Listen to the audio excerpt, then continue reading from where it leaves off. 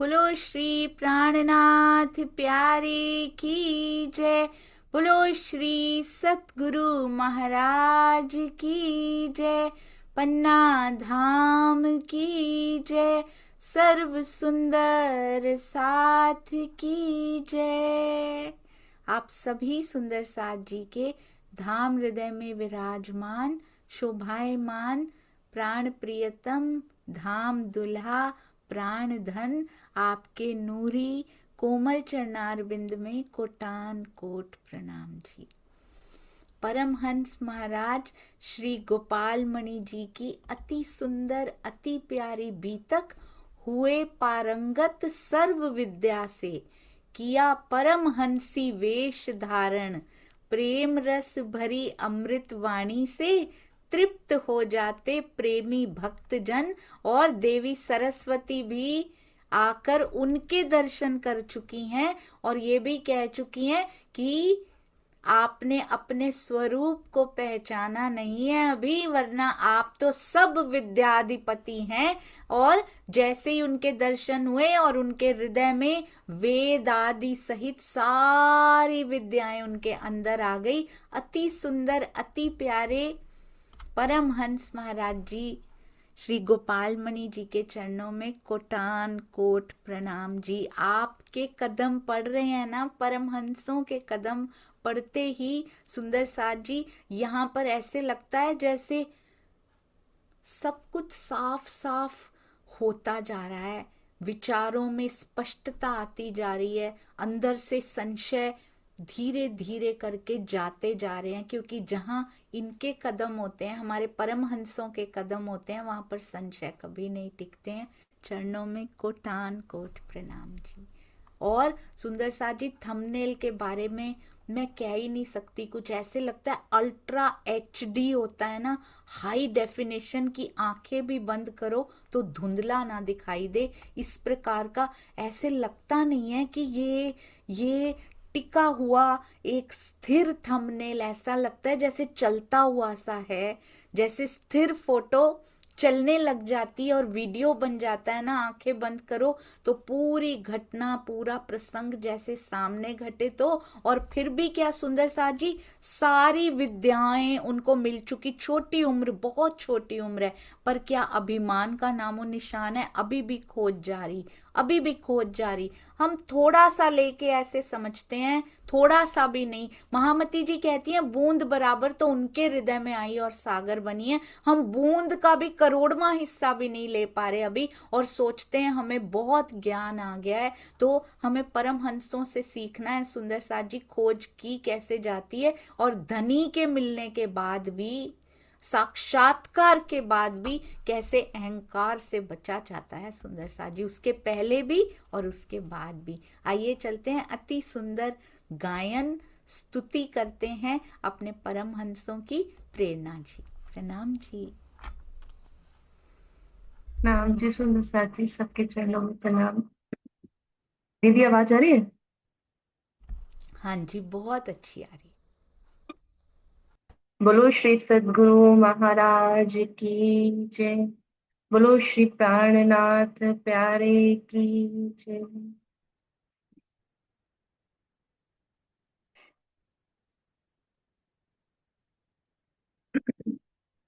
सारी कामरी रे मुझको प्यारी लागे तू, सारी कामरी रे मुझको प्यारी लागे तू, सब सिंगार को शोभा देवे मेरा दिल बांध्या तुझसो, सब सिंगार को शोभा देवे मेरा दिल बांध्या तुझसो, कारी कामरी रे मोको प्यारी लागे तू, कारी कामरी रे मोको प्यारी लागे तू, तू नाम निर्गुण कहा वही सब सरगुण किस रे, सब नग मोती तेरे तले कोई नहीं तुझ परे, कारी कामरी रे मोको प्यारी लागे तू कारी कामरी रे, मोको प्यारी लागे तू। कामर पहरी ब्रज वधू और सुंदर वर श्याम, भी पहरी मेहमान ने और पहरी माँ कारी कामरी रे, मोको प्यारी लागे तू कारी कामरी रे, मोको प्यारी लागे तू। मोल नहीं इन कामर को या ले न सके कोई, मोमिन कहे सो ले वही जो रूह अर्ज की होए कारी कामरी रे, मोको प्यारी लागे तू कारी कामरी रे, मोको प्यारी लागे तू।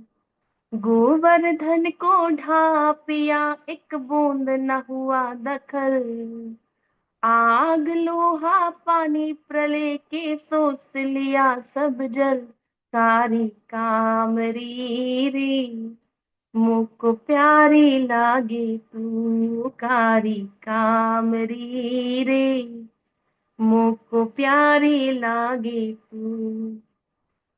अहीर किया धन धन और आरब कुरेश, मारू भी धन धन हुए है सब हमरा बेस कारी कामरी रे, मोको प्यारी लागे तू कारी कामरी रे, मोको प्यारी लागे तू। रूह अल्लाह पहरी अंदर हुई नहीं जाहिर, दुनिया हृदय अंधली सो देख नजर बाहिर कारी कामरी रे, मोको प्यारी लागे तू कारी कामरी रे, मोको प्यारी लागे तू। पट पैर खाए चीक नाहिम जबेर सिनगार, हक लज्जत आई मोमिनो तिन दुनी करी मुर्दार कारी कामरी रे, मोको प्यारी लागे तू कारी कामरी रे, मोको प्यारी लागे तू। सुहाग दिया साहेब ने कामर सुहागिन, आगू बोले बुजरक सराही साधु जन कारी कामरी रे, मोको प्यारी लागे तू कारी कामरी रे, मोको प्यारी लागे तू। हमारे ताले मिने लिखे अल्लाह कलाम, मोहम्मद कहे सब दून को प्यारी हो सी तमाम कारी कामरी रे, मोको प्यारी लागे तू कारी कामरी रे, मोको प्यारी लागे तू। बोलो श्री प्राणनाथ प्यारे की जय, सदगुरु महाराज की जय। प्रणाम जी सुंदरनाथ जी। प्रणाम जी सुंदर साथ जी। कितना प्यारा, कितना सुंदर, ये कितनी बार वाणी गायन हम लोग सुन चुके हैं, पर जो चौपाइयाँ इन्होंने बीच में कवर की है ना, वो आज तक नहीं की गई थी। बहुत ही सुंदर। और कौन कह सकता है कि प्रेरणा जी ने अभी अभी गाना शुरू किया है। भाव सुंदर होते हैं ना सुंदर साथ जी। मुझे ऐसे लग रहा था गाते हुए भी भाव काढ़ दिखावहीं की स्थिति होती है ना, वैसे चेहरे पे भी वैसे ही भाव आते जा रहे थे जैसे हृदय में चल रहे होंगे। ये धनी की मेहर नहीं तो और क्या है सुंदर साथ जी। जो सखी बेंगलोर से आती हैं और फिर मुजाहिदपुर लेकर जाती हैं, आश्रम लेकर जाती हैं। क्यों इसी दिन लेकर जाती हैं कि इस दिन परमहंस महाराज जी की बीतक होती है ना, इसलिए बहुत सुंदर भाव है मेरे प्यारे सुंदर साथ के। राज जी और बल देते रहें और बल देते रहें। और सब सुंदर साथ इसी प्रकार कोई गायन की सेवा में, दर्शन कराने की सेवा में, कोई हर सुंदर साथ किसी ना किसी सेवा में मुझे पता है लगा हुआ है, अंदर से वाइब्रेशन देने की सेवा में, बैठने की, बोलने की, हैंड रेस करने की। और आपको पता है बिल्कुल सही लिखा है दुष्यंत भैया, आपने किसी वाद्य यंत्र की जरूरत नहीं है आपकी आवाज को, क्योंकि उसमें भावों की खनक है। सुंदर साथ जी कोटान कोट प्रणाम जी, धनी की बहुत मेहर, प्रणाम जी। और सुंदर साथ जी आपको पता है जूम में एआई आ चुका है, और मैं कुछ नहीं, मैं हैंड रेस कर भी नहीं रही होती, आंखें बंद करके मेरा हाथ ऐसे भी हो जाता है ना कभी कभी बीच में, तो वो 2-3 बार हो जाए, वो पिक करके अपने आप हैंड रेस कर देता है। आपको पता है इस बात का? सोचिए जूम में एआई आ चुका है। राज जी कहाँ पर ले जा रहे हैं इस टेक्नोलॉजी को? सुंदर साथ जी हम रूहों के लिए लेकर जा रहे हैं। और मुझे ऐसे लगता है कि मेरे ना चाहते हुए भी, मेरे जीव के ढीठ होते हुए भी, ना चाहते हुए भी राजी हैंड रेज वहां करवा देंगे जहां पर होना चाहिए, एक्चुअली में होना चाहिए। जो बात सत्य है, अगर उस तरफ राजी को हैंड रेस चाहिए तो चाहे ये ढीठ कठोर जीव चाहे या ना चाहे, वहां ये जरूर करवा देंगे, क्योंकि धनी की वाणी को पकड़ के रखना है, सत्य को पकड़ के रखना है। सुंदर साथ जी आइए चलते हैं अति सुंदर अति प्यारी हमारे प्यारे श्री गोपाल मणि जी परमहंस महाराज जी की बीतक की ओर। आपको पता है उनको दर्शन हो चुके हैं सुंदर साथ जी, और अभी भी ढूंढ रहे हैं, ढूंढते जा रहे हैं। कहते हैं अब कहां पर आ गए, ये देखिए कितने स्थानों पे जाते हैं आप देखिएगा सुंदर साथ जी, कितना भ्रमण किया। और ये कोई सिंपल भ्रमण नहीं है, कोई ट्रेन्स नहीं है उस समय पे, किसी प्रकार के यातायात के साधन कितने मुश्किल होते हैं। और उन्होंने चरण पादुकाएं पहनी नहीं हुई, ये तो पहले ही बता दिया गया है कि उनके चरणों में पादुकाएं भी नहीं है। कहते हैं अभी नहीं आए थे ना देवचंद्र जी, अभी नहीं उतरे थे, उनकी उम्र क्या थी, 20 वर्ष की, यानी कि 1636 विक्रम संवत हो चुका है। ब्रह्मचारी वेश का परित्याग किया, परमहंसी वेश धारण कर लिया। अब सर्वस्व त्याग कर, अंदर से त्यागना होता है, बाहर से तो वैसे वेश सुंदर साथ जी, बाहर से भी ब्रह्मचारी वेश का परित्याग कर परमहंसी, अंदर से होना पड़ता है। सर्वस्व त्याग कर, एक भी मन में कुछ और ना हो, परमहंस रूप होकर कहते हैं संसार में विचरने का विचार किया कि कहां से ढूंढ लूं, अंदर लगी हुई है, अभी तो आत्म पधारने ही वाली हैं बस, और जीव का वो सांचा तैयार किया जा रहा है धनी जी की तरफ से। कहते हैं शिवपुरी काशी से चित्रकूट को प्रस्थान किया, मार्ग में जहां विश्राम करते कितने भक्तजन उनको देख के इकट्ठे हो जाते, उनके मुखार बिंद पे इतना नूर टपकता था उस समय पे। सोचिए वो जीव कितनी तपस्या करके वो जीव आया हुआ है। कहते हैं अनेक स्थानों पे विश्राम करते करते चित्रकूट पहुंचे, उनके मुख से भी वेद आदि सब ग्रंथों का उनके अंदर ज्ञान भी समा चुका है, ना केवल देखकर, और उनके मुख से जो मीठे झरने ये धर्म ग्रंथों के फूटते थे, ज्ञान के फूटते थे, और उनको जाने नहीं देता था, जहां वो ठहर जाते थे कोई जाने नहीं देता था वहां से। कहते हैं अब चित्रकूट पहुंचे, 1 मास तक निवास किया, कहाँ पे, मुनियों के आश्रम में, और भगवान श्री रामचंद्र जी की विश्राम स्थली के दर्शन किए, महात्माओं के सत्संग का भी लाभ लिया, फिर जगन्नाथपुरी को गमन किया। रास्ते में वन उपवन, बाकी पहाड़ चट्टान तो बताई नहीं है अभी। दृश्य देखते देखते रीवा गोविंदगढ़ से होते हुए ग्राम ग्राम, शहर शहर, पुर पुर भ्रमण, उपदेश करते हुए, साथ साथ जो मिलता है उसको शीतलता का उपदेश देते हुए चलते हैं। अमरकंटक पहुंचे, वहां पे क्या किया, नर्मदा नदी में स्नान करके 5 दिन निवास कर संत महात्माओं के साथ सत्संग का लाभ लिया। किसी के सामने सुंदर साथ जी कोई अभिमान कि मेरे अंदर तो सारा ज्ञान आ चुका है, अब हमें संत महात्माओं के संग की क्या जरूरत है। क्या ढूंढ रहे हैं? अभी भी खोज जारी है, पता नहीं कहाँ से मिल जाए उसकी खबर, पता नहीं कहाँ से मिल जाए। और वन उपवनों की विचित्र शोभा का दर्शन करते वहां से भी चले।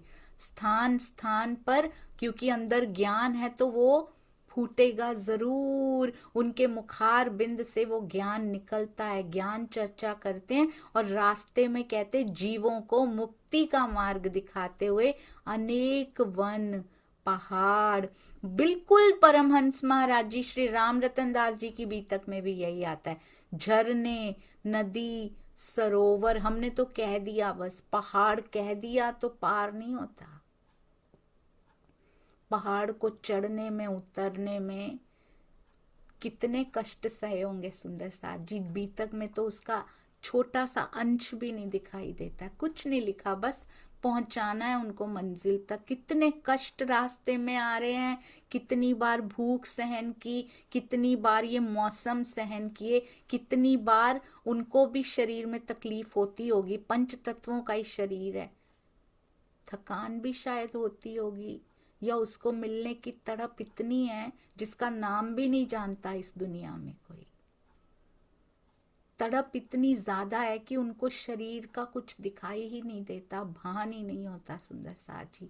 सब पार करके जगन्नाथपुरी में पहुंचे। वहां पे जगन्नाथ जी के दर्शन किए और कुछ समय वहां पे निवास किया और रंगनाथ आदि विग्रह के दर्शन का लाभ लिया। वहां रंगनाथ भगवान के रूप में भी है ना, तो फिर से क्या करते हैं, पूरा दिन क्या करते हैं, दर्शन करते हैं और फिर संत महात्माओं के पास जाकर सत्संग करके क्या ढूंढ रहे हैं, ब्रह्म ज्ञान का रहस्य ढूंढते फिरते रहते हैं। अभी तो प्रेम की ध्वजा अंदर पधारी भी नहीं है, पर वो पहले ही उसकी प्रतिमूर्ति है सुंदर साथ जी। ऐसे होते हैं, ऐसे जीव चुने हुए हैं आत्माओं के लिए। हमारा इतना निकृष्ट छठे दिन में कैसे हो गया है सुंदर साथ जी, जिसपे वाणी तक का असर नहीं हो रहा। ये जीव भी बहुत अच्छा कुछ करके आया जो इसको ब्रह्मात्मा का संग मिला है। कहते हैं बहुत घूमते फिरते रहे, ढूंढते फिरते रहे, पर आत्मा अंदर शांति प्राप्त नहीं हो रही है कि ये खोज पूरी नहीं है। जिसको मैं ढूंढता फिर रहा हूं वो मिल नहीं रहा। और कहते हैं वहां पर आपने सेत बांध रामेश्वर को प्रयाण किया और अब तक उनके अंदर आत्म पधार चुकी है। विक्रम संवत 1639 का समय हो चुका है, 1639 का। 38 में उनके अंदर आत्म आ चुकी है सुंदर साथ जी। कितने वर्ष के हुए? 1638 में 1616 से लेके 38 तक सुंदर साथ जी 22 वर्ष की अवस्था हो चुकी है। तब आके अधिष्ठान किया है आत्म ने। कहते जहां भी संत महात्माओं के बारे में इनको पता लगता, कितनी छोटी उम्र है सुंदर साथ जी, युवावस्था में प्रवेश किया है अभी। जहां भी सुनते कि संत महात्माओं का यहाँ पे कुछ चर्चा, चितवन तो क्या होती होगी, सत्संग चल रहा है, शायद कोई बात, देवचंद्र जी अभी उधर तन लिया उन्होंने, अभी तो वो खोजेंगे सुंदर साथ जी, ये खोज रहे हैं। कहते आत्मा की तृप्ति के लिए प्रयत्न करते थे। जहां भी पता लगता था अमुक साधु संग है, उनके पास चले जाते थे सत्संग करने के लिए, उनकी बातें सुनते थे। भ्रमण करते करते रामेश्वरपुरी पहुंच गए हैं। देखिएगा कहाँ से कहाँ भारत में पहुंचते जा रहे हैं। सागर तीर जाए जब देखे, कहूं कहूं बाग मनोहर पेखे, भविष्य दीपिका में लिखा हुआ है। ये धनीश्री देवचंद्र जी के लिए भी लिखा होगा सुंदर सा जी। खोज और आगे के परमहंसों ने भी वही रास्ता अपनाया जो धनीश्री देवचंद्र जी ने अपनाया था। वहां जाके कहते रामेश्वरपुरी में शंकर भगवान जी के दर्शन किए। जितने उत्तम स्थान उनको पता लगते हैं ना, जिस भी पुरी में वो जाते हैं, रामेश्वर पुरी में गए हैं तो जगन्नाथ पुरी में गए, जहां जहां उनको पता लगता है ना कि यहाँ पे साधु संगत रहते हैं, सत्संग होता है, वहां सुनने जरूर पहुंच जाते हैं। सबके दर्शन भी करते हैं कि किसके दर्शन लाभ से मुझे क्या मिल जाए, किसके किसके चरण कमलों से मुझे क्या मिल जाए, बस ढूंढती फिर रही है अंदर। कहते हैं समुद्र किनारे किनारे चले, वहां से समुद्र किनारे किनारे चलते हैं, जिन ऋषि महर्षियों का नाम सुनते हैं उनके आश्रम में खुश होके जाते हैं, बहुत हर्ष पूर्वक जाते हैं, दंडवत प्रणाम करते हैं उनको कहते हैं अरे मुझे बहुत ज्ञान है, मैं सुनाता हूं आपको, मेरी दंडवत प्रणाम करनी चाहिए तुमको। तो किसी को कभी नहीं कहते, अपने ज्ञान का प्रदर्शन नहीं करते सुंदर साथ जी। ज्ञान प्रदर्शन के लिए नहीं होता है, स्वयं को मनवाने के लिए ज्ञान नहीं होता है, ज्ञान अपनी आत्मा की जागृति के लिए होता है। कहते दंडवत प्रणाम करके ब्रह्मानंद विषय पर जिज्ञासु रूप में ज्ञान चर्चा करते भी थे, करवाते भी थे, पर विषय क्या था? ब्रह्म का आनंद, क्योंकि आनंद स्वरूपा ही तो है, आनंद स्वरूपा के अंग ही तो हैं हम सारे सुंदर साथ जी। श्यामा जी के अंग हो सुंदर साथ, हम सब धनी की आनंद अंग के अंग हैं सुंदर साथ जी, आनंद स्वरूपा के। ज्ञान चर्चा करते थे और करवाते थे। तीर्थ स्थानों पर ऋषि महर्षियों के आश्रम पर जाने का आपका मुख्य लक्ष्य क्या था? वेद, शास्त्र, उपनिषद, पुराण, इतिहास इत्यादि ग्रंथ और शब्द वाणी का आप परमहंस महाराज जी को अनुभव था ही, पर कहते ये सारे अनुभव थे उनके पास, अंदर उतर चुका है ये सारा ज्ञान, पर माया, ब्रह्म, उत्पत्ति माया की कैसे होती है, लय कैसे होती है, जीव, ईश्वर, अखंड, नित्य, अनित्य, इसका गूढ़ भेद उनको कहीं नहीं मिल पाया, जिसके अंदर देवी सरस्वती ने सारा ज्ञान उतार दिया हो, वो भी नहीं समझ पा रहे थे, क्योंकि इसमें बताया ही नहीं गया है कहाँ क्या अखंड होता है। हमें कितना सुलभ प्राप्त हुआ है, कैसे कैसे ढूंढा है सुंदर साथ जी। कहते अनादिकाल से ऋषि ढूंढ रहे हैं इनको, अनुत्तरित ही रह गया, उत्तर नहीं मिल पा रहा था। और कहते हैं इसका निर्णय अंदर ही अंदर वो सोचते थे कैसे माया की उत्पत्ति हुई। जब ये ज्ञान यहाँ नहीं था उनके मन में प्रश्न आते थे, और इन प्रश्नों का उत्तर जानने के लिए जगह जगह जा रही है आत्म सुंदर साथ जी, जगह जगह। अब तो आत्मा भी पधार चुकी, अब तड़प और बढ़ चुकी है, कहाँ पाऊं अपने पिया को। अपने हृदय में भी सूक्ष्म रूप से विराज रहे हैं, उनको कुछ पता नहीं है, कुछ खबर नहीं कि धनी श्री देवचंद्र जी के अंदर आवेश स्वरूप की लीला होने वाली है, कुछ पता नहीं कि श्री कृष्ण जी के अंदर आवेश स्वरूप की लीला हो चुकी है, ब्रज में भी हो चुकी, रास में भी हो चुकी है। बस कहते हैं जिज्ञासु होकर, ऐसा नहीं कि जो ज्ञान मेरे पास है मैं उसका अहंकार लेकर जाऊं, जिज्ञासु होकर प्रश्न करते थे, सत्संग का प्रसंग चलाते थे कि शायद किसी तरह से मुझे उत्तर मिल जाए इन प्रश्नों के। पता है कहाँ कहाँ गए सुंदर साथ जी? हम लोग तो सिर्फ शहर का नाम बोल देंगे, पर परमहंस महाराज जी कैसे चले होंगे, कैसे उनके पास वस्त्र होते होंगे, कहाँ से आते होंगे, कैसे वो खाते होंगे, कौन दे के जाता होगा सुंदर साथ जी। छत तो वैसे ही नहीं है, कौन कौन से वृक्ष, कौन कौन से पेड़, कौन कौन से गांव ऐसे होते होंगे जहाँ पे उनके चरण कमल पढ़ते होंगे, कौन कौन से लोग उनके सानिध्य में आ जाते होंगे, खोजती हुई अंगना के सानिध्य में। नासिक, पंचवटी, नर्मदा, गंगा, डाकोर, गिरनाल, प्रभास पाटन, सुदामापुरी, इन सब स्थानों का भ्रमण करके कितने महीने चले होंगे सुंदर साथ जी इनका भ्रमण करते हुए? 8 स्थान लिखे हैं ये। कितना भ्रमण करके आते होंगे और कितना समय रहते होंगे वहां खोजने के लिए। 1 महीना भी रहते हो, 1.5 महीना रहते हो, चलने में सालों निकल जाते होंगे। हम सुंदर साथ को घर बैठे ब्रह्मवाणी दे दी गई है, हम तब भी आलस्य में बैठे चलना पसंद नहीं करते। हम पढ़ भी लेते हैं तो वाणी पे चलना पसंद नहीं करते, फिर जीव से बार बार मुंह की खानी पड़ती है। कहते हैं अपनी जिज्ञासा व्यक्त करते हैं। जिन्होंने ढूंढा है ना सुंदर साथ जी, उनसे पूछेंगे ना, जब होंगी मूल मिलावा में सब बातें होंगी। जाके पन्ना जी की तरहटी में पहुंचेंगे, वहां भी बातें होंगी सुंदर साथ जी, कैसी रही यात्रा।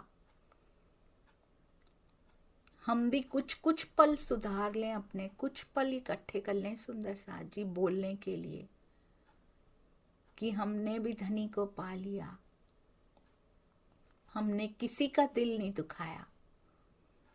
जब पता लग गया, जब लग भूली नींद में तब लग करते भी रहे, पर उसके बाद जब पता लगा, उसके बाद कभी किसी का हृदय नहीं दुखाया। केवल और केवल धनी की ओर बढ़ते चले गए। कहते हैं अपनी जिज्ञासा व्यक्त करते हैं हर जगह। आप देख रहे हैं कि युवक अपनी जिज्ञासा व्यक्त कर रहे हैं हर जगह जाके। धन धान्य से भरपूर घर छोड़कर चल पड़े थे। परमात्मा कहाँ है? जगत में है या जगत से कहीं अलग है? ओहो, उनको वैराग्य, इन सुविधाओं से वैराग्य क्यों आया है? ऐसा नहीं कि दुनिया से उठ गया है, उनका पर्पस थोड़ा अलग है, उनका लक्ष्य थोड़ा अलग है बाकी सबसे। और अब तो बहुत अलग है, क्योंकि अब तो आत्म भी अंदर आ चुकी है। देवापी और मरु, उन्होंने कहाँ पे तपस्या की? उन्होंने तो हिमालय में तपस्या की। और जैसे ही आए, जैसे ही उन्होंने तन धारण किया, देवापी, उन्होंने जैसे ही तन धारण किया, क्या मिला? आत्मा का संग मिला उनको। मरु ने जैसे ही तन धारण किया, उन्होंने क्या मिला? आत्मा का संग मिला उनको। इंद्रावती जी पहले भी एक तन में बैठ चुकी हैं, क्योंकि 1638 में उतरी हैं हम सारी की सारी। पर कितनी छोटी उम्र रही होगी उस तन की, 38 से सुंदर साथ जी 1675 तक। कितनी छोटी उम्र, 30s में होंगे सिर्फ, और उन्होंने तन छोड़ दिया होगा। अब मरु के आने का समय हुआ था, दूसरा तन धारण किया। उधर श्यामा जी 2 जामे पहर सी, इधर इंद्रावती ने भी दूसरा जामा, शरीर का दूसरा जामा पहन लिया उन्होंने भी। पहले पता नहीं कितना पता लग पाया होगा पहले जामे में, पर मरु के आने का समय अब हुआ है। उनको आते ही, देवापी और मरु जी को आते ही आत्मा का संग मिला, और इनको आते ही नहीं मिला। बिना आत्म के कितना ढूंढ रहे हैं, कितना ढूंढ रहे हैं। अंदर अंदर लगन लगी है, अंदर लौ लगी है। वो हिमालय में तड़प रहे हैं, वो हिमालय में उनको पता है कि आने वाले हैं, अब बस आने वाले हैं, हमको जाना है। वरदान लेके बैठे हैं वो, पर ब्रह्म आएंगे तो हम जाएंगे, मिलेगा उनका संग। और ये इनका हिमालय यही बना पड़ा है सुंदर साथ जी। ये घूम रहे हैं। वो इस समय कहाँ बैठे होंगे? देवापी और मरु कहाँ बैठे होंगे इस समय? वो तप कर रहे थे। और इनका हिमालय क्या बना पड़ा है? यही खोजना, यही खोजना इनकी तपस्या बनी हुई है। सुंदर साथ जी यहाँ आके खोज रहे हैं। देवचंद्र जी ने भी खोजा। जीव को कुछ याद नहीं रहता कि मुझे तो वरदान मिला है। क्या देवचंद्र जी के जीव को याद है कि मैं तो वरदान लेके आया हूं, मुझे तो पार ब्रह्म मिल ही जाने हैं, घर बैठो चुपचाप मिल जाएंगे ना। सबको भुला दिया जाता है। जब उस तन में थे तो याद था हिमालय पे थे, इस तन में आए तो जीव को भी फरामोश कर दिया जाता है। जीव को कुछ याद नहीं रहता, दूसरा तन लेते। बहुत सुंदर है ये, क्योंकि उनको चट्टाने तोड़ तोड़ के रास्ता बनाना है हम सब के लिए। श्री निजानंद स्वामी को निजानंद की राह दिखानी है हम सब सुंदर साथ जी को। अब कहते हैं इस तरह जाते जाते सारे स्थानों से गुजरते हुए, ज्ञान सत्संग चर्चा करते हुए द्वारिकापुरी पहुंच गए। वहीं पहुंच गए सुंदर साथ जी। वृंदावन के आसपास पहुंच गए जहां धनी ने लीला की थी। बहुत अच्छा लगा उनको वहां जाके। श्री कृष्ण जी के संत महात्माओं के दर्शन ले रहे हैं वहां। श्री कृष्ण जी की लीलाओं के बारे में पता लग रहा है उनको वहां पे। 1 वर्ष तक वहीं रुक गए द्वारिका जी में। अब क्या हो चुका है? विक्रम संवत 1647 हो चुका है। इतने सारे, एक आध साल नहीं, 8 स्थानों पर कितने कितने महीने रुके होंगे, कितने महीने रास्ते में चलने पड़ते होंगे। विक्रम संवत 1647 हो चुका है। 39 में चले थे सुंदर साथ जी। 8 साल बीत चुके हैं। और इधर देवचंद्र जी, इधर क्या चल रहा है? 38 से 47, 9 वर्ष की अवस्था उनकी भी हो चुकी है।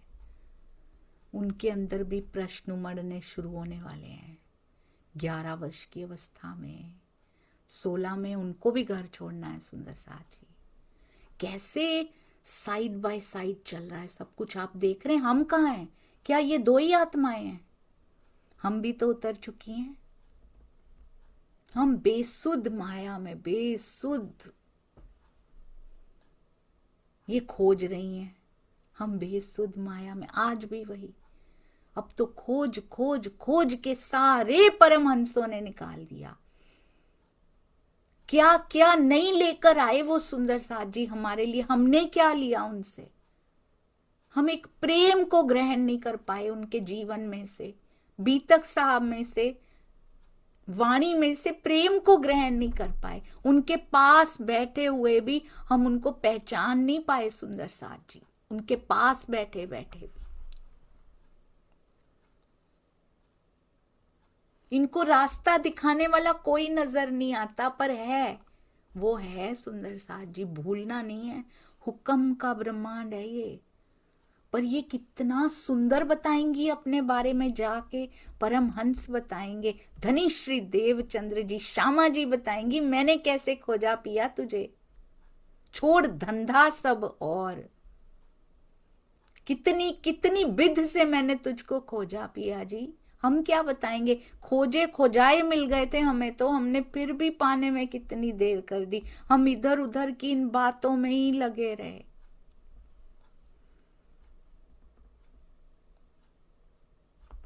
हमारा तो यहां भी यही हाल है। ना कछु देखूं दर्शन, ये तो खिलवत की मूल मिलावा की चौपाई है ना, कि हम आपको देख भी नहीं पा रहे पिया जी। ना कछु देखूं दर्शन, ना कछु कहने की आस, ना कछु सुध सनमंध की, बैठी हूँ कदम के पास। वहां तो ये है ही, यहां भी ऐसा ही हुआ पड़ा है। ना दर्शन पा रही हूं, ना कुछ कहने की आस है, ना सुध सनमंद की सुध अगर हमें अच्छे से हो गई होती ना, उससे निस्बत का पता चल गया होता, तो वाहिदत में कोई कमी ना रह जाती सुंदर सा जी। जिसको पिया की पूर्ण पहचान हो जाती है, पिया के साथ ही नहीं सुंदर साथ के साथ भी वाहिदत हो जाती है, क्योंकि सब सुंदर साथ उन्हीं के अंग हैं, उन्हीं के तन हैं, श्यामा जी के अंग हैं, पिया जी के तन हैं। पिया कहते मेरे भी अंग हैं, श्यामा जी के भी तन हो, मेरे भी हो। पर यहां ऐसे क्यों हो रहा है? खिलवत में तो पौड़े बेले जागसी बेले की स्थिति है मूल मिलावा में, पर यहां तो जागना है। कितना समय हो गया सुंदर सा जी, परमहंसों की बीतक सुनकर भी अगर असर ना हुआ तो बहुत मुश्किल हो जाएगी। परमहंसों ने करके दिखाया है, तपेगा जो गलेगा वो, गलेगा जो ढलेगा वो, और ढलेगा जो बनेगा वो। ढाला जाता है उसके आकार को, तभी तो बनता है कोई आकार उसमें से। जीव के आकार में ढले रहना है क्या हमने? जो जीव तपेगा ना उसको गलना पड़ेगा इन्हीं की तरह, और गलेगा जो वही ढल पाएगा। इसीलिए किया जाता है ये ढले ना सुंदर सा जी। ढलेगा जो वही बन पाएगा, और बनेगा जो मिटेगा वो पिया पे मिट जाएगा। दूसरे तो अपने मैं खुदी पे ही मिटे रहे, वो भी नहीं मिटती है सुंदर सा जी। और मिटेगा जो वही रहेगा, उनके हृदय में रहेगा। यहाँ ये राह ही ऐसी है, यहाँ मिट के रहा जाता है सुंदर सा जी। हम फिर भी इन बातों को समझ नहीं पा रहे, हम फिर भी उलझे पड़े हैं, बहुत सारी उलझनों में उलझे पड़े हैं। बस एक घर पे और एक घर वाले पे नजर रख लीजिए। ना घर डिठा ना घर वाला डिठा, तेरियां किस कम दितियां आवाजा, किस काम आई सुंदर सा जी। वो सारा वाणी मंथन किस काम आया अगर हम भटक जाएंगे। एक बार ना एक आदमी ने एक तोता पाला हुआ था, और वो तोता जो है अपनी उम्र पूरी की और वो मर गया। आदमी बहुत रोने लग गया, बहुत रोने लग गया। लोग उसको आके बोले, अरे तोते के लिए इतना क्यों रो रहे हो, कोई बात नहीं नया ले आना। कहता है मैं तोते के लिए नहीं रो रहा हूं, मैंने उसको कुछ चौपाइयां सिखाई थी, अपने धर्म ग्रंथ की कुछ चौपाइयां सिखाई थी मैंने उसको। वो बोला करता था, वो रोज बोला करता था, वो सुबह भी बोलता था, शाम को भी। जब जब मैं उसको बोलता था सुबह शाम वो चौपाइयां बोला करता था। पर जब उसकी मौत आई ना, तो वो उन चौपाइयों को भूल गया, उसने बोली नहीं। वो उसको सामने देखकर भूल गया सब कुछ। कहीं कहता है मेरा हाल तो ऐसा नहीं हो जाएगा ना कि अंत समय में सारा किया कराया मैं भूल जाऊंगा।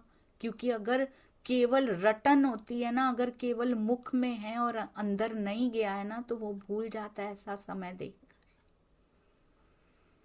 ऐसी परीक्षाएं आती हैं, ऐसे समय आते हैं सुंदर सा जी, जब सारा वाणी मंथन क्यों भूल जाते हैं हम? क्योंकि वो अंदर तक पहुंचा नहीं होता। वाणी का क्या कसूर है, वो तो पहुंची ना, प्राणनाथ जी के अंदर, मिहिरराज जी के अंदर पहुंची ना। हमारे परमहंस अभी वाणी मिली नहीं, वाणी वाला अंदर आ जाता है उनके, सब विद्वतन सहित अंदर आ जाते हैं वो उनके। और उनकी रहनी पहले से ही ऐसे लगता है जैसे चलता फिरता वाणी का टीका हो।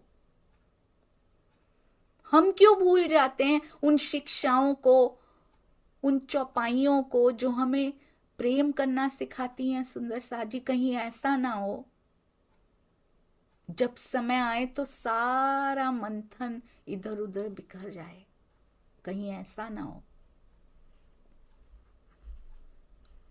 मैंने जब ये सुनी थी ना, तो मुझे लगा जैसे मेरी ही कहानी कह रहे हो। नॉर्मल टाइम पे तो चल रहा है, पढ़ रहे हैं, सब हो रहा है, जैसे परीक्षा आई फिसल गए।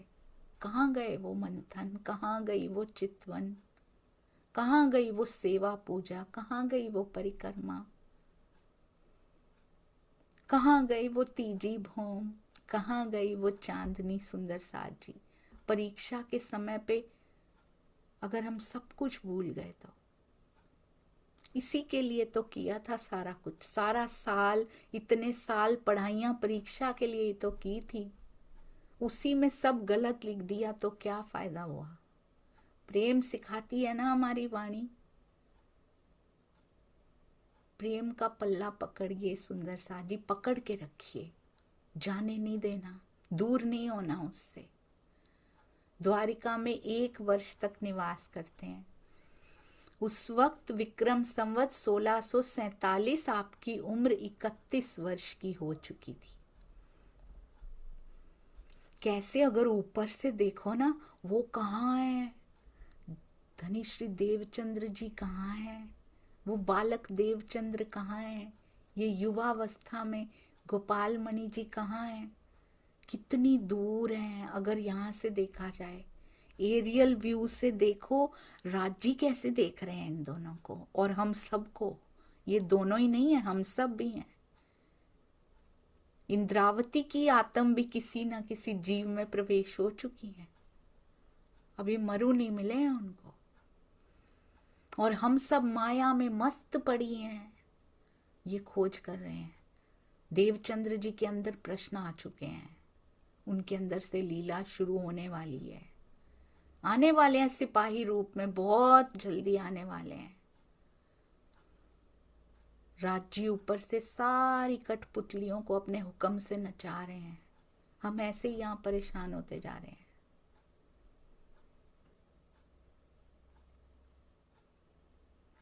वाणी दे देते हैं ना जब सुंदर साथ जी, जब ब्रह्मवाणी दे देते हैं ना, ये कठपुतलियां जड़ नहीं है, आत्म है इनके अंदर, चेतन हो जाती हैं ये। मैंने ये महसूस किया कि जब वाणी दे देते हैं ना पिया जी, मंथन के थ्रू, सुंदर साथ चर्चा के थ्रू, कोई ना कोई माध्यम या बहुत सारे माध्यमों के थ्रू, चितवन, चर्चनी, परमहंसों की बीतक, इसके थ्रू जब अंदर चेंजेस आने लगते हैं ना, उसके बाद उस कठपुतली की डोर को ना थोड़ा सा वो ढीला छोड़ते हैं, देखते हैं कैसे करती है। इतना सा लूज एंड उन्होंने छोड़ा हुआ है। ये परीक्षा आई, इनके अंदर है वाणी का ज्ञान, अब जरा सा डोर को ढीला छोड़ो, करती क्या है ये, अब इसको अगले स्टेप पे ले जाऊं, किसी और तरह से नचाऊं, अपनी तरफ लाऊं। वो परीक्षा होती है कि क्या करते हो आप। अब वो हुक्म से ही हो रही है, परीक्षा भी हुक्म से हो रही है। अब हम जैसा करेंगे तो डिसाइड कर लेंगे कि हमें ऊपर की तरफ जाना है या डिमोशन हो जानी चाहिए। अभी नहीं, कुछ नहीं गया, बैठे रहो, यहीं पे बैठे रहो। तो इसीलिए सुंदर सा जी, विवेक बुद्धि से कार्य करना है, बहुत फूंक फूंक के कदम रखने हैं इस खेल में, किसी का हृदय ना दुख जाए, बहुत ध्यान से चलना है यहाँ पे। किसी वाक्य से, किसी विचार से, किसी एक्शन से, जितना हो सके सबको कोशिश करनी है, सुख देने की कोशिश करनी है। कहते हैं द्वारिकापुरी से मथुरा वृंदावन को चले, सिद्धपुर पाटन पहुंच गए हैं। उसके बाद उत्तम पवित्र स्थान सिद्धपुर पाटन, देवचंद्र जी नहीं जाएंगे वहां, कौन जाएंगे, मिहिर राज जी जाएंगे। सिद्धपुर पाटन जा चले गए। पुष्कर तीर्थों में स्पर्श करते मथुरा पहुंचे, वृंदावन पहुंचे। वाह राजी, सूक्ष्म रूप से विराजे अंदर राजी। किस आत्मा को पहले कहाँ ले जाना है उनको पता है। 1 वर्ष तक यहाँ निवास कर लिया,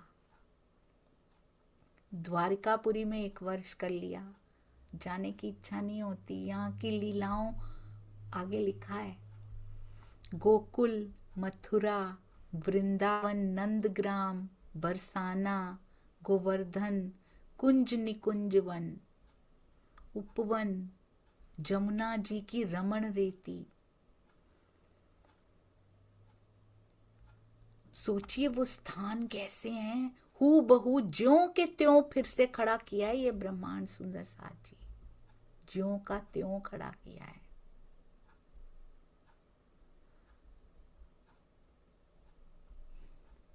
बहुत सुंदर, जहां मेरे धनी ने लीला की थी। कृष्ण जी की लीला भूमि में श्री कृष्ण जी सच्चिदानंद महाप्रभु का स्मरण, जैसे लिखा है मैं वैसे ही पढ़ रही हूं। उनकी बाल लीला, उनकी किशोर लीला का चित्वन करते हुए।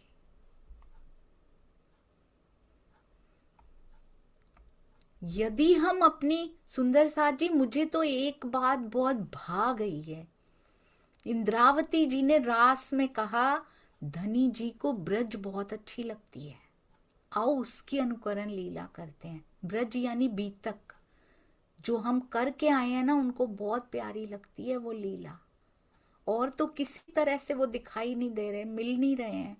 लता लता, बेल बेल, बूटे बूटे, पेड़ पेड़, जमुना जी, हर जगह तो पूछ आए हम, पूरा पूरा केवल ब्रह्म हमने इधर से छान मारा है, धनी दिखाई नहीं दे रहे हैं हमको।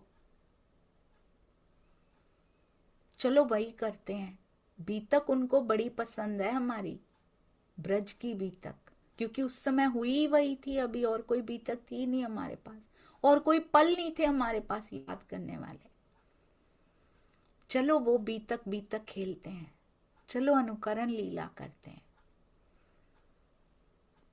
और धनी प्रकट भी हो गए, उनको सच में उन्होंने प्रूव कर दिया कि ब्रह्म लीला मुझे बहुत सुंदर लगती है। यहाँ पे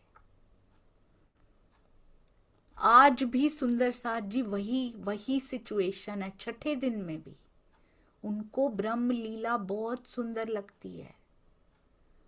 आइए अनुकरण लीला करें, ब्रज की अनुकरण लीला, रास की अनुकरण लीला, यानी कि जागनी में जागनी ब्रज, जागनी के ब्रह्मांड में जागनी रास। आइए जागनी ब्रज की गोपी बने, जागनी रास की गोपी बने। उसमें कॉमन क्या था? प्रेम, प्रेम और प्रेम। इंद्रावती और केसरबाई में कुछ होता भी है ना थोड़े से समय के लिए, फिर एक हो जाती हैं, फिर गले मिल जाती हैं। बहिनी मुझसे भूल हुई बहिनी, ऐसे बोलती हैं रास में। राज जी कितना रीझ जाते हैं, एक एक गोपी एक एक कान्हा हो जाते हैं। यही वेट कर रहे हैं राज जी अभी।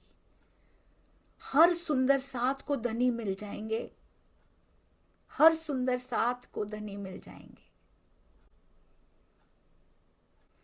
हर सुंदर साथ ने रोल निभाया था। हम भी बेहोश पड़ी थी, हमें उठाया था इंद्रावती जी और तामसी सखियों ने। आज भी इंद्रावती जी परमहंसों के थ्रू आज भी वही जगा रहे हैं। श्यामा जी और इंद्रावती सुंदर साथ जी आज भी जगा रहे हैं परमहंसों के थ्रू, सतगुरु के थ्रू।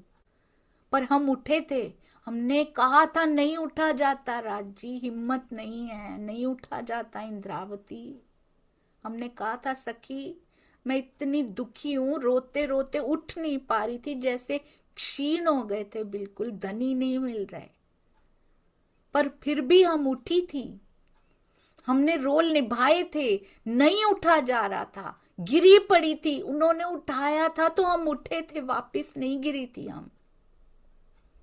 अभी व्यवहारों में क्यों गिरे पड़े हैं सुंदर साथ जी? उठ जाइए इन व्यवहारों से, रहनी को भी उठा लीजिए। वो उठा रहे हैं, आज भी श्यामा जी उठा रहे हैं, आज भी इंद्रावती जी महामती जी के रूप में प्राणनाथ जी उठा रहे हैं, श्यामा जी हैं उनके अंदर, आज भी उठा रहे हैं। हिम्मत करनी पड़ेगी सुंदर साथ जी, उठने की हिम्मत करनी पड़ेगी। प्रेम की ध्वजा हाथ में लेनी पड़ेगी सुंदर साथ जी, उसके बिना काम नहीं चलेगा। सुंदर साथ को सुना है आज किसी को दर्शन हो रहे हैं, इक्के गोपी इक्के काना हो जाएंगे पिया जी, सबको मिल जाएंगे धनी जी। बस दिलों की दूरियां खत्म होनी चाहिए। कहते हैं बाल लीला किशोर लीला का चितवन करते हुए महात्माओं के शुभ आश्रमों में जाकर भगवान की लीला रस का आस्वादन करते रहे। वो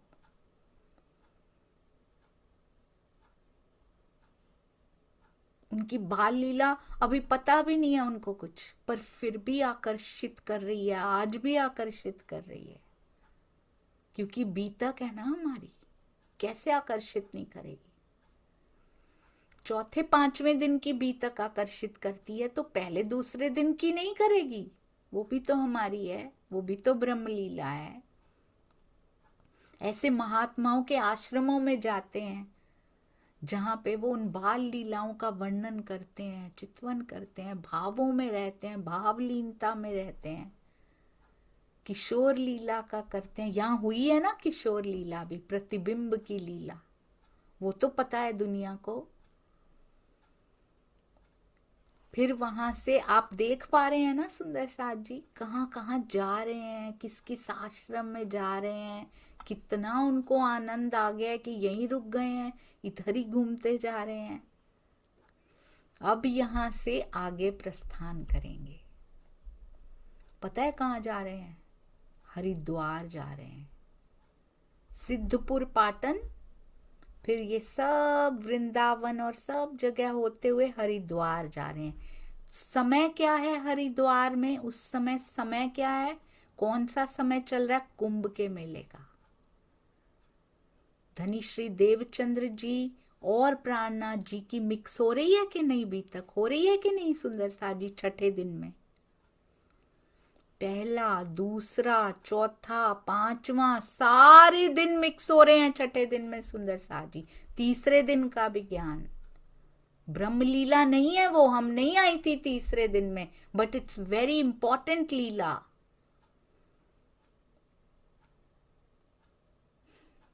कहते हैं कुंभ के मेले में सारे ऋषि महर्षि आए हुए हैं। क्यों लेके गए कुंभ के मेले में राज जी?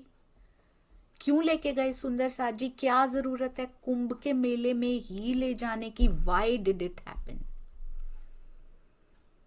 प्रेम में लेकर गए, पहले वृंदावन ले गए, मथुरा ले गए, द्वारिका ले गए, गोकुल ले गए, सब जगह लेकर गए। अब कुंभ के मेले में और सारे ऋषि महर्षि इकट्ठे हुए हैं। क्यों किया राज जी ने ये? क्या कारण था उनको वहां ले जाने का? उनका दर्शन भी किया इन्होंने, उनसे ज्ञान का भी लाभ लिया। कुंभ के मेले के कारण देश देशांतर के संत महात्मा कहते हैं वहां इकट्ठे हुए थे। क्यों लेकर गए होंगे राज जी वहां पे? अगली बार करेंगे सुंदर साथ जी। What was the reason? क्योंकि हर एक बात कारज कारण से होती है। अगली बार करेंगे कि ये कारण क्या रहा।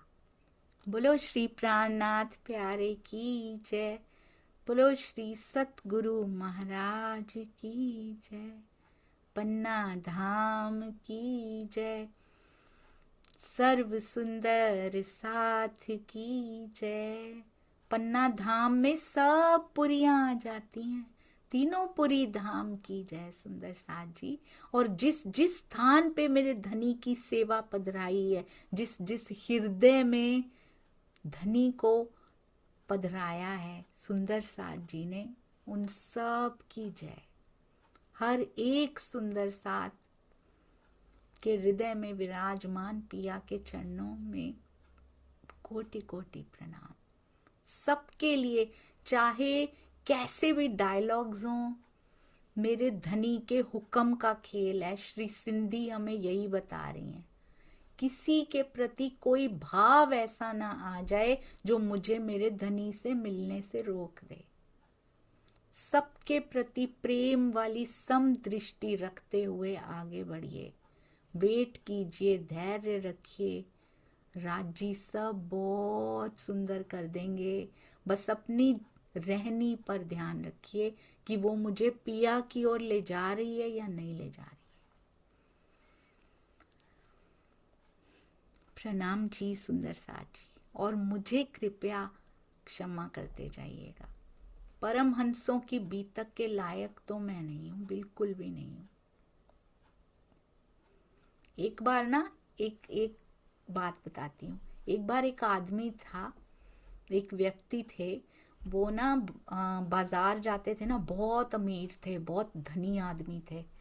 तो बाजार जाते थे, लोग ऐसे कहते थे अरे वाह सेठ हैं, बहुत बड़े वो हैं। तो उनको जैसे ही झुक के नमस्ते प्रणाम करते थे ना, तो वो मुंह में बुदबुदाते थे। वो कहते थे घर जाके बोल दूंगा। तो एक बार उनका दोस्त साथ में, मित्र साथ में चल रहे थे, एक मित्र थे साथ में, उन्होंने उनको बुदबुदाते हुए सुन लिया कि घर जाके बोल दूंगा। तो कहते हैं कि किसको बोल दोगे घर जाके, प्रणाम तो वो आपको कर रहे हैं, नमस्ते तो वो आपको कर रहे हैं, किसको बोल दोगे। कहते हैं कल मैं बहुत गरीब हुआ करता था कुछ टाइम पहले, आज मेरे पास धन आ गया है, तब मुझे कोई बुलाता भी नहीं था। आज मुझे नाथूलाल जी बोलते हैं, कल मुझे नाथा बोलते थे, बहुत अपमान करते थे लोग मेरा। तो ये प्रणाम और ये नमस्ते मुझे थोड़ी कर रहे हैं, ये उस धन को नमस्ते की जा रही है। तो मैं जाके बोल दूंगा, मेरी नहीं है ये नमस्ते। और वो घर जाते थे, तिजोरी खोलते थे और उसको बोलते थे तुझे इतनी प्रणाम आई है, तुझे इतनी नमस्ते आई है, ताकि मैं अपनी औकात याद रख पाऊं। तो सुंदर साथ जी, आप भी प्रणाम करते हैं या फिर कुछ भी बोलते हैं ना, तो मुझे बहुत सुंदर सुंदर साथ जी ने कहा था, मुझे बहुत कई बार अंदर होता था, क्योंकि मुझे पता है मैं इस लायक नहीं हूँ। मैं कल देखूं और आज भी देखूं, मेरी स्थिति में तो ज़्यादा फर्क है भी नहीं है। पर उन्होंने कहा था चुपचाप ट्रांसपेरेंट हो जाया करो, साइड में हो जाया करो, जिसकी प्रणामे है ना उसको बोल दिया करो आप ले लो पिया, आपकी हैं ये। क्योंकि इस लायक यहाँ कोई नहीं हो सकता सुंदर साथ जी, धनी हो सकते हैं बस जिनको सब प्रणाम जाए, जिनके चरणों में प्रणाम की जाए। वो मूल स्वरूप, वो आवेश स्वरूप, वो ब्रह्मवाणी हो सकती हैं, और कोई नहीं हो सकता। वो सब सतगुरु जिन्होंने इस रास्ते पे चल के इतने कष्ट सहे, वो हो सकते हैं। मेरे जैसी तो आपसे बस क्षमा मांग सकती है, वो जरूर दे दीजिएगा। प्रणाम जी सुंदर साथ जी, कोटि कोटि प्रणाम जी।